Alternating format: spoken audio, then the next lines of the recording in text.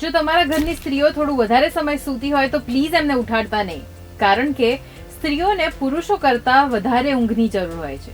Yes, and it is proven also. તો સ્ત્રીઓને વધારે ઊંઘની જરૂર કેમ હોય છે એ જાણીએ આજના વિડીયોમાં વિથ મી હેલી.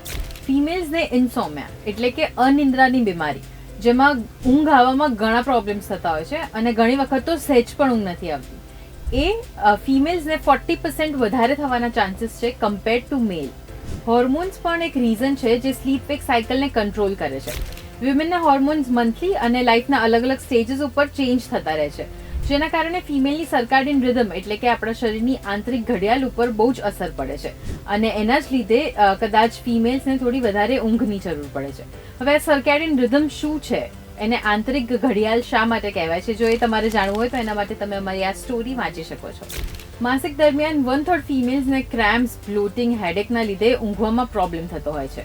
સો તમારા ઘરની સ્ત્રીઓ, maybe your mother, sister, daughter કે પછી વાઇફ, જો એ તમારા કરતાં થોડું વધારે સૂતા હોય તો ઇટ્સ નોર્મલ, એમને ઊંઘવા દો. કારણ કે એક રિસર્ચ અકોર્ડિંગ ફિમેલ્સને માત્ર 11 થી 13 મિનિટ જ વધારે ઊંઘ જોઈએ છે કમ્પેર્ડ ટુ મેલ. તો તમારા ઘરમાં કોણ સૌથી વધારે સૂવે છે, ફિમેલ્સ કે પછી મેલ્સ? અમને કમેન્ટ્સમાં ચોક્કસથી કહેજો. અને આવા જ ઇન્ફોર્મેટિવ વિડીયોઝ માટે તમે જોતા રહો ગુજરાત સમાચાર.